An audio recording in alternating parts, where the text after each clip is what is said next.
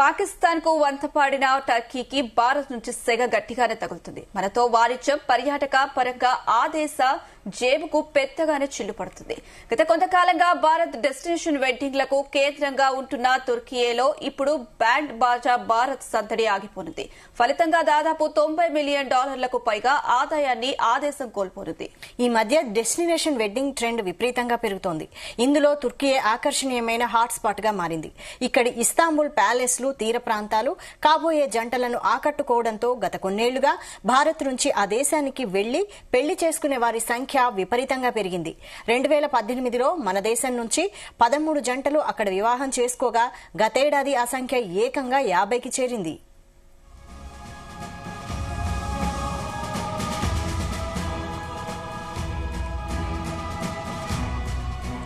భారత్ నుంచి destination wedding కోసం తుర్కియేకు వెళ్లే వారితో ఆ దేశ పర్యాటక రంగానికి ఏటా సగటున $140 మిలియన్ ఆదాయం లభిస్తుంది.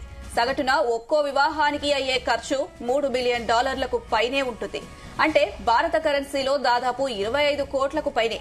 ఇంకాస్త ఆర్భాటంగా చేసుకుంటే $8 మిలియన్, అంటే 68 కోట్ల వరకు ఖర్చవుతుందని అక్కడి అధికారులు చెబుతున్నారు. ఇక పెళ్లికి వచ్చే అతిథుల లోకల్ టూర్స్ తో తుర్కియేకు మరింత ఆదాయం సమకూరుతుంది.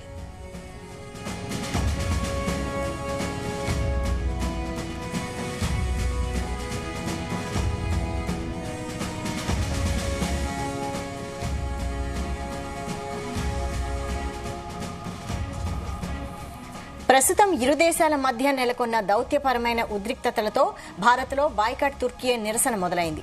ఇప్పటికే 2000 మంది టూరిస్టులు ఆ దేశానికి తమ పర్యాటకాన్ని రద్దు చేసుకున్నారు. ఇప్పటి వరకు ఉన్న సమాచారం ప్రకారం ఈ ఏడాది తుర్కియేలో భారత్ నుంచి 30 జంటలు వివాహం చేసుకునేందుకు షెడ్యూల్ చేసుకున్నాయి. తాజా వివాదంతో ఆ జంటలు ప్రత్యామ్నాయ వేదికను ఎంచుకునే అవకాశాలు కనిపిస్తున్నాయి. దీంతో తుర్కియే దాదాపు $90 మిలియన్ మేర ఆదాయం కోల్పోనుందని నిపుణులు చెబుతున్నారు.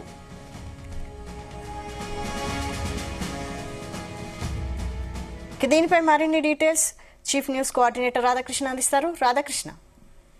Good afternoon Vaishali.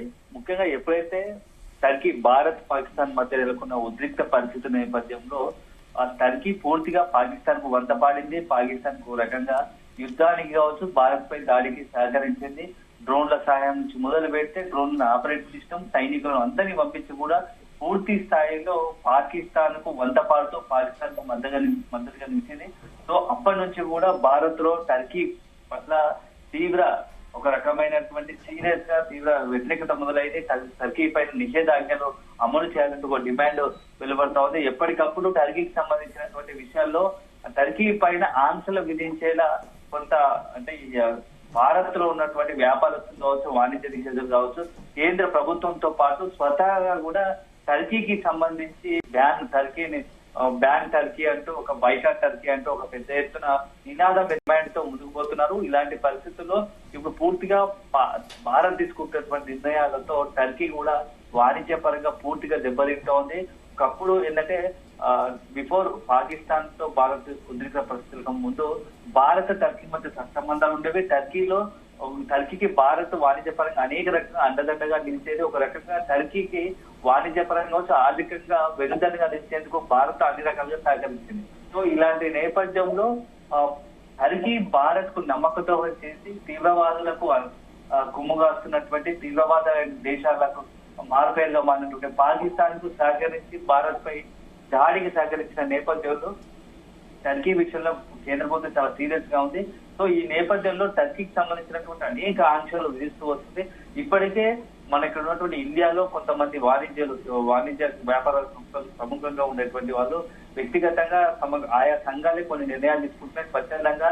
ఎందుకంటే గతంలో మన కొద్ది రోజుల క్రితం చూసినాం మహారాష్ట్ర పూణేలోని యాపిల్స్ వ్యాపారస్తులంతా కూడా సంఘం అంతా యూనిటీగా కలిసి టర్కీ నుంచి యాపిల్స్ దిగుమతిని ఖచ్చితంగా నిలిపివేయాలి, ఇక్కడ నుంచి బ్యాన్ టర్కీ బైకాట్ టర్కీ అనే ఒక నినాదం ఎత్తుకున్నారు. సో మొదటగా ఆ యొక్క మహారాష్ట్ర పూణే వ్యాపారస్తులు చేసినటువంటి ఎత్తుకున్న నినాదం ఇప్పుడు మొత్తంగా కూడా దేశం మొత్తం మార్పు అవుతుందని చెప్పవచ్చు.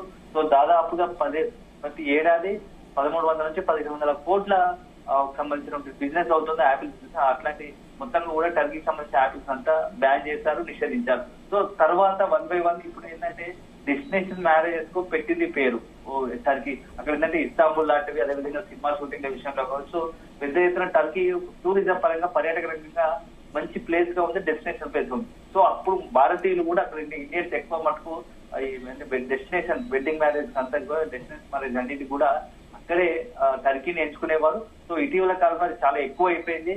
దాదాపు ఒక్కొక్క మ్యారేజ్ కు మన ఇండియన్ కరెన్సీ ప్రకారం 25 crores ఖర్చు అవుతుంది. అయినప్పటికీ అక్కడ కొంత సెలబ్రిటీలు కావచ్చు ఇతర అంతా కూడా ఇస్తాంబుల్ లో ఈ యొక్క డెస్టినేషన్ మ్యారేజ్ అరేంజ్ చేస్తున్నారు. సో ఇప్పటికే ఆల్రెడీ కొన్ని మ్యారేజెస్ కూడా దాదాపుగా ఒక 10 నుంచి 15 జంటలు అక్కడ డెస్టినేషన్ మ్యారేజ్ చేసుకోవాలని అనుకున్నారు. సో ఎప్పుడైతే టర్కీ పాకిస్తాన్ సహకరించిందో అప్పటి నుంచి కూడా ఉన్నట్టుండి ఆ టర్కీకి సంబంధించిన డెస్టినేషన్ మ్యారేజ్ అన్నింటిని క్యాన్సిల్ చేసుకుని ఆల్టర్నేట్ గా మరొక వేదికను చూసుకుంటున్నట్టుగా తెలిసింది. సో దీంతో ఆ పర్యాటక రంగానికి పెద్ద ఎత్తున దెబ్బ పడుతుంది. అదే సందర్భంలో సినిమా షూటింగ్ల విషయంలో కూడా సినిమా ఫిలిం ఇండస్ట్రీ కూడా మొత్తం భారత్ సంబంధించిన చిత్ర పరిశ్రమ కూడా కొంతమంది ముందుకు వచ్చి స్వయంగా వాళ్ళే ప్రకటిస్తున్నారు టర్కీలో సినిమా షూటింగ్లు పెట్టుకోవద్దు, ఎందుకంటే భారత్ కు తీరే ద్రోహం చేసింది, నమ్మకం ద్రోహం చేసింది.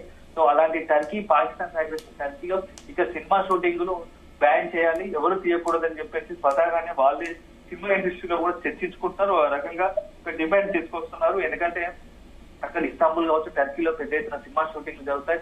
అనేక తెలుగు సినిమాలతో పాటు ఇతర బాలీవుడ్, టాలీవుడ్, ఇతర అన్నిటి రీజనల్ సంబంధించి ప్రాంతీయ సంబంధించి అన్ని సినిమాల షూటింగ్లు ఇక్కడ జరుగుతాయి. సో టర్కీకి ఇప్పుడు సినిమా షూటింగ్ల దెబ్బ, డెస్టినేషన్ మ్యారేజ్ ఉంది, డెస్టినేషన్ మ్యారేజ్ లతో దెబ్బ. అదే సందర్భంలో ఇప్పుడు ఏదైతే యాపిల్ వాణిజ్య పరంగా యాపిల్ సెగ్మెంట్ తీసుకున్నారు, రీసెంట్ గా కేంద్ర ప్రభుత్వం కూడా టర్కీపై అనేక ఆంక్షలు తీసుకువచ్చింది. ఎందుకంటే మొన్నటికి ఉన్నటువంటి సెలబ్రి ఎవరైతే భారత్ లోని 9 ప్రధాన ఎయిర్పోర్ట్లను సెక్యూరిటీ భద్రత సంబంధించినటువంటి పర్యవేక్షిస్తుందో ఆ కాంట్రాక్ట్ కూడా రద్దు చేసింది. ఇమ్మీడియట్ గా అది అమల్లోకి వస్తుందని చెప్పింది. సో మొత్తం టర్కీకి సంబంధించి 1 by 1 ఒక్కొక్కటిగా దెబ్బలు తగ్గుతూ ఉన్నాయి.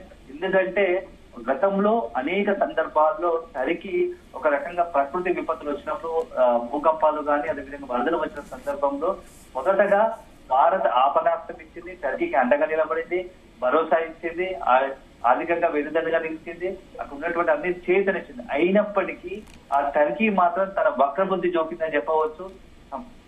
పాకిస్తాన్ లాంటి ఒక తీవ్రవాద దేశానికి కొమ్ముకాయగా ప్రపంచ దేశాల్లో అన్ని దేశాలు కూడా తమకేమీ పట్టనట్టు పాకిస్తాన్ విషయం తప్పు అని చూపిస్తున్న సందర్భంలో పాకిస్తాన్ తీవ్రవాద దేశంగా మారింది. ఈ ఖచ్చితంగా పాకిస్తాన్ పై చర్యలు తీసుకోవాలని ఒక డిమాండ్ వస్తున్న సందర్భంలో సమయంలో ఆ టర్కీ మాత్రం వాళ్ళకన్నిటికీ విరుద్ధంగా పాకిస్తాన్ సహకరించి ప్రత్యేక యుద్ధ విమానం పంపించి అందులో డ్రోన్లను పంపించి సైనికులను పంపించి డ్రోన్ ఆపరేటర్స్ పంపించి భారత్ పై దాడికి పాకిస్తాన్ దాడికి మొత్తంగా కూడా కర్మగా మొత్తం ముందుండి నడిపించింది, వెన్నుదండగా నిలిచింది. సో అప్పటి నుంచి కూడా టర్కీ విషయంలో భారత్ చాలా సీరియస్ గా ఉంటుంది. సో ఇట్లాంటి నమ్మక ద్రోహం చేసినటువంటి టర్కీకి సరైన రీతిలో బుద్ధి చెప్పాలి. ఇప్పటికీ దౌత్యపరంగా భారత్ టర్కీకి చాలా గ్యాప్ వెళ్ళింది. ఇక్కడ నుంచి అంటే టర్కీకి భారత్ నుంచి ఏ రకంగా సహకారం అందదు అనేది మెసేజ్ ఇప్పటికే పాస్ చేస్తున్నారు. కేంద్రం 1 by 1 కొన్ని నిర్ణయాలు తీసుకుంటుంది. దాంట్లో భాగంగానే మన విమానాశ్రయాలకు సంబంధించినటువంటి తెలివి ఏదైతే భద్రతా పర్యవేక్షణ దాన్ని కాంట్రాక్ట్ రద్దు చేశారు, ఇమీడియట్ గా అమల్లోకి వస్తుందని చెప్పారు. సో ఇప్పుడు డెస్టినేషన్ మ్యారేజ్ సంబంధించి అలా ఒక్కొక్కటిగా నిర్ణయాలు తీసుకున్నారు. దీంతో టర్కీ పూర్తి స్థాయిలో ఒక రకంగా అసదిగ్బంధనం అయిపోతా ఉంది. ఎందుకంటే ఒక రకంగా మనం మంచిగా ఉంటే ఎవరికైనా భారత్ అన్ని దేశాలకు ఇబ్బందులు ఉన్నప్పుడు మానవత్వంగా అదే రకంగా మంచితనంతా ముందుకెళ్తుంది, 10 మందికి సహాయం చేసే పరిస్థితిలో భారతదేశం ఉంటుంది. కానీ ఎప్పుడైతే ఆ టర్కీ లాంటిది మనం సహాయం అందించినా ఆ సహాయం నిలబెట్టుకోక నమ్మక ద్రోహం చేసి మనపై దాడికి దిగాలనుకున్నటువంటి శత్రువు పాకిస్తాన్ కన్నా డేంజర్ గా టర్కీ భావిస్తున్నారు. సో టర్కీ విషయంలో భవిష్యత్తులో ముందు కూడా చాలా అనేకమైనటువంటి నిర్ణయాలు ఉంటాయి. సో మొత్తంగా ఇప్పుడు భారత్ తీసుకుంటున్నటువంటి నిర్ణయంతో టర్కీ పూర్తిగా వాణిజ్య పరంగా కుదేలవుతున్న పరిస్థితి. ఇంకా ముందు కూడా ఇంకా టర్కీకి సంబంధించి అనేకమైనటువంటి మొత్తంగా కూడా అనేకమైనటువంటి నిర్ణయాలు ఆ టర్కీని పూర్తి స్థాయి ఇబ్బంది గురి చేస్తే ఒక రకంగా టర్కీకి ఇక భారత్ తో ఎప్పుడైతే పెట్టుకుందో పాకిస్తాన్ సహకరిస్తుందో టర్కీకి భవిష్యత్తుకు అంధకారం అయ్యేలా భారత్ ముందు భవిష్యత్తు అడుగులు ఉంటాయని తెలుస్తోంది. సో మొత్తంగా మాత్రం టర్కీకి సంబంధించి ఇప్పుడు తాను చేసిన అంటే తెలుసో తెలియకరో లేకపోతే కావలసుకొని చేసుకుందో కానీ టర్కీ పాకిస్తాన్ సహకరించి టర్కీ యొక్క వాణిజ్య పరంగా తను మొత్తంగా కూడా భవిష్యత్తును ఒక రకంగా అంధకారం చేసుకుంది. సో పక్కోని నాశనం చేద్దామని అనుకున్న భారత్ ను ఇబ్బంది పెడదామనుకున్నటువంటి పాకిస్తాన్ కావచ్చు, అదేవిధంగా టర్కీ కావచ్చు, ఒక్కొక్కరు ఇద్దరు కలిసి ఇద్దరు నాశనమయ్యే పరిస్థితికి వచ్చింది. పాకిస్తాన్ లో ఇప్పుడు తిండి తికాణ లేక కరువు కాటకాలు ఒక రకంగా భారత్ దెబ్బతో కుదేలైపోయింది, సిద్ధు జలాలు పెడుతుంది. ఇప్పుడు టర్కీకి అదే రకంగా ఎకానమీకి సంబంధించి పూర్తి స్థాయిలో జీరోగా అయిపోతుంది. రోజు రోజుకు మొత్తం భారత్ తీసుకుంటున్న నిర్ణయాలతో ఆర్థిక రంగం అంతా కూడా కుదేలవుతా ఉంది. సో మొత్తంగా కూడా భవిష్యత్తులో మన ఏ దేశము పాకిస్తాన్ కు సహకరించినా, అదే విధంగా పాకిస్తాన్ లాంటి దాడులకు పాల్పడి ఉచిగొల్పినా కూడా వాళ్ళ భవిష్యత్తు ఇలాంటి సమాధానమే భారత్ ఇస్తుంది. సో భారత్ తో ఎవరు పెట్టుకున్న ఖబర్దార్ ఇక మీ పని మటాచే అనే ఒక సంకేతం ఇచ్చినట్టయింది. సో భవిష్యత్తులో మరొకరు ఎవరు కూడా మన భారత్ వైపు చూడకుండా భారత్ జోలికి రాకుండా ఉండేందుకు ప్రస్తుతం కేంద్రం తీసుకుంటున్న నిర్ణయాలతో భారత్ లో తీసుకొచ్చిన బైకాట్ టర్కీ అనేది మాత్రం పెద్ద ఎత్తున సంచలనంగా మారింది, సెన్సేషన్ గా మారింది. సో ఈ నేపథ్యంలో టర్కీకి సంబంధించి ఇక భవిష్యత్తు అంతా కూడా శూన్యంగా మారే పరిస్థితులు కనబడుతున్నాయి. Vaishali. Right, thank you Radhakrishna.